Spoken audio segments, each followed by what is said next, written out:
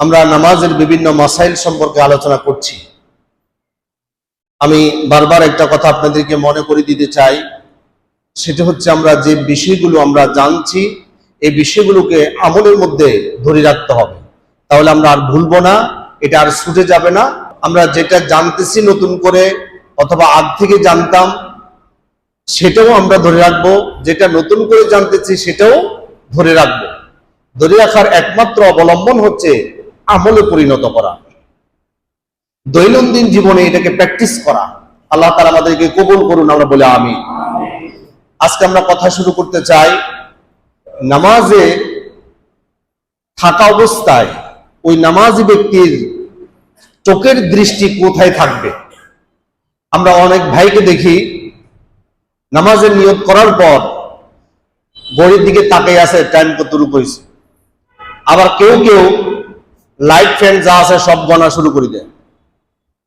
নামাজের দৃষ্টি এইভাবে বিক্ষিপ্ত আকারে এদিক সেদিক তাকানো, এদিক সেদিক চোখের দৃষ্টিকে নাড়াছাড়া করা, এটা কোনো সুযোগ নেই। আসুন আমরা নবী করিম সাল্লাল্লাহু আলাইহি সাল্লাম থেকে জানবো তিনি কি পরামর্শ দিয়েছেন, কিভাবে তিনি নামাজ শিখিয়েছেন, ওই নামাজের মধ্যে দৃষ্টি কোথায় রাখতে হবে, এই বিষয়টা নিয়ে আমরা আজকে কথা শুরু করতে চাই। নবী করিম সাল্লাল্লাহু আলাইহি সাল্লাম বলছেন, সুনান আবু দাউদ শরীফের হাদিস নাম্বার 909, আন আবু যার রাদিয়াল্লাহু তাআলা আনহু قال قال رسول الله صلى الله عليه وسلم لا يزال الله عز وجل مقبلا على الارض وهو في صلاته ما لم يلتفت فاذا التفت انصرف عنه। নবী করিম সাল্লাল্লাহু আলাইহি সাল্লাম বলছেন, যতক্ষণ পর্যন্ত বান্দা সিজদার দিকে তাকিয়ে থাকবে ততক্ষণ পর্যন্ত আল্লাহ সুবহানাহু ওয়া তাআলা তার রহমতের দৃষ্টি দিয়ে বান্দার দিকে তাকিয়ে থাকেন।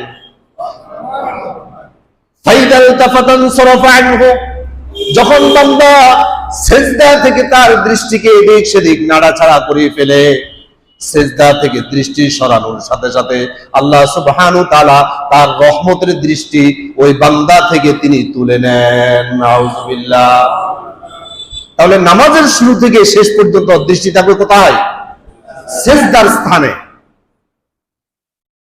আপনি যতক্ষণ সিজদার স্থানে আপনার দৃষ্টি রাখবেন ততক্ষণ পর্যন্ত আল্লাহর রহমতের দৃষ্টি আপনার দিকে থাকবে।